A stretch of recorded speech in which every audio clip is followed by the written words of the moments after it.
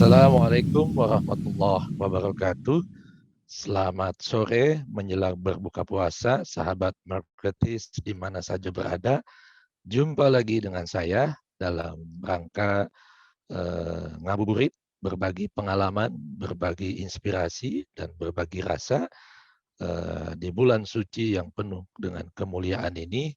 Etape 10 hari terakhir, 10 hari yang ketiga, di mana di situ dikatakan 10 hari terakhir adalah ketika kita diberikan kebebasan atau kemerdekaan yang luar biasa oleh Allah Subhanahu wa taala, buah kita menjalankan ketaatan kita pada Allah Subhanahu wa taala. Nah, itkum minannah, dibebaskan dari kesengsaraan, dibebaskan dari perbudakan, dibebaskan untuk benar-benar kita merasakan kemerdekaan yang lahir batin, yang membuat kita bebas, lepas, tanpa ada beban, untuk kembali menjadi manusia yang seutuhnya. Jadi pada sore hari ini saya ingin berbagi mengenai iktikaf. Jadi iktikaf dalam banyak yang disampaikan oleh para pendakwah dimaknai sebagai berhenti sejenak, hening sejenak, atau mengurung diri, mengisolasi diri untuk sampai pada kondisi sunyi, hening, kosong, emptiness, nothingness, sampai kepada kesadaran yang agung, divine consciousness. Nah, dalam salah satu ayat, kaitannya juga dalam rangkaian ayat-ayat tentang dalil puasa, dalam surat Al-Baqarah ayat 187, di situ difirmankan oleh Allah, A'udzubillahi samiul alim, uhillalakum lailatas siyam arafas ila nisaikum hunna libasul lakum wa antum libasul lahunna. Alimallahu annakum kuntum tahtanuna anfusakum fataba alaikum. Jadi ada kata-kata di situ, dihalalkan bagi kalian pada malam hari di bulan puasa untuk bercampur dengan istrimu. Nah di sini. Nah kata-kata bercampur sebenarnya ini kurang tepat karena ini mengambil di sini hunna itu kata ganti perempuan banyak, libas itu pakaian. Jadi perempuan menjadi pakaian laki-laki, laki-laki menjadi pakaian perempuan. Nah konotasinya ini jadi cenderung lebih kepada perihal hubungan suami istri. Begitu. Padahal rangkaian ayat ini sah-sah saja karena dalam tafsir, ribuan tafsir dimaknai secara berbeda, apalagi kalau kita masuk dimensi takwil, kedalaman makna. Jadi saya mau masuk ke dalam kedalaman makna, yaitu takwil Al-Quran, bukan tafsir Al-Quran. Jadi ada kata-kata yang menarik di sini, hunna libasulakum wa antum libasulahunna. Jadi hunna adalah perempuan, perempuan adalah aspek jasmani, aspek duniawi. Sedangkan lakum aspek rohani atau laki-laki, dan itu disebut aspek rohani. Jadi hunna libasulakum, nah jasmani dipakai atau digunakan untuk urusan rohani, urusan ketuhanan. Nah kemudian wa antum libasulahunna, dan rohani menggunakan jasmani untuk urusan rohaninya. Jadi ada hubungan timbal balik, hubungan mutualisme, saling menguntungkan antara jasmani dan rohani yang tidak dapat dipisahkan.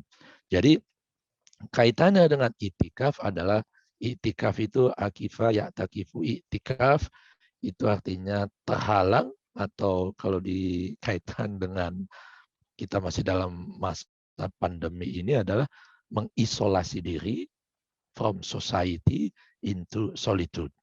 Dari keramaian menuju kepada keheningan, kesunyian. Yang mau didapat adalah keheningan batin, kesunyian akal pikiran yang boleh jadi selama 11 bulan yang lalu itu kita sudah sangat terbawa oleh akal pikiran yang lompat sana lompat sini yang nggak pernah ada habisnya. Bahkan kita mau tidur, bahkan sedang tidur pun kita masih mikirin sesuatu urusan dunia yang boleh jadi nggak penting-penting banget gitu. Nah, di sini dikatakan pakai jasmanimu mumpung masih sehat, mumpung masih segar bugar, belum kena sakit, mumpung ada kesempatan, belum mendapatkan kesempitan untuk urusan ketuhanan, untuk urusan keilahian, untuk menemukan jati diri yang sejati dirinya sendiri. Sehingga yang didapat nanti adalah a new you, a new us. Kita yang baru, kita yang terlahir kembali, berbeda dari yang 11 bulan yang lalu. Jadi jasmani ini kita gunakan untuk tidak hanya 11 bulan urusan duniawi yang dengan tetek bengeknya, tapi juga kita gunakan untuk urusan ketuhanan, untuk mentransformasi mental spiritual kita. Nah, rohani pun ketika sudah terbangkitkan, bangkitlah jiwanya, baru dengan bangkit jiwanya, bangkit kesadaran ilahinya, maka mampu mengontrol, mengendalikan aspek jasmaninya untuk hanya melakukan sesuatu yang bermanfaat buat dirinya dan bermanfaat buat makhluk Tuhan yang lain. Jadi betapa itikaf ini juga mengajarkan kepada kita untuk bukan lepas kepada dunia, tapi menyadari kita, yuk kita tidak ada salahnya dan sangat dianjurkan sebulan ini, terutama bulan Ramadan, setelah 11 bulan kita gunakan, bahkan kita kempit habis-habisan dunia ini, kita kejar mati-matian, tidak ada salahnya kita meninggalkan itu untuk sementara. Nah, itu yang kebanyakan umum dilakukan. Bahkan para CEO banyak perusahaan biasanya ketika mau mendalami agama, itu di bulan Ramadan sebulan penuh sudah cuti selama sebulan dari awal sampai akhir Ramadan. Untuk apa? Untuk hanya berurusan dengan dunia akhirat, dengan dengan urusan keagamaan, urusan spiritualitas gitu. Nah, padahal sesungguhnya adalah bagaimana kita mengkondisikan iktikaf itu, kita bisa hening di dalam keramaian, bisa sedikit ceria di dalam kesunyian. Nah, ini berarti sesuai dengan apa yang banyak dilakukan oleh para ahlul haq atau kaum arifin yang tetap beraktivitas dengan duniawinya, tapi batinnya, jiwanya selalu berzikir kepada Allah Subhanahu wa taala. Dunia tetap dilakukan, tapi dunia tidak mempengaruhinya, dunia tidak mengontrolnya. Rohani atau aspek keilahian yang sudah berfungsi dalam dirinya lah yang akan melakukan pengontrolan, pengawasan, kemudian penjagaan atas aktivitas jasmani sehingga dipastikan akan selalu dalam koridor yang sebagaimana mestinya. Nah, dua lagi yang kaitannya dengan itikaf adalah ketika di situ dikatakan dalam ayat tersebut, fataba alaikum. Jadi kembalilah kalian semua kepada Allah. Kembali kepada Allah dengan apa? Di situ dikatakan dengan cara wa antum akifu fil masjid wala tubashiruna wa antum akifuna fil masjid. Jadi untuk bisa kembali kepada Allah, untuk ilaihi rojiun, untuk kembali kepada aspek divinity, aspek keilahian yang ada dalam diri kita, caranya adalah dengan itikaf. Nah, ketika itikaf, kita meninggalkan segala sesuatu selain Allah. Karena selain Allah, semuanya nggak penting.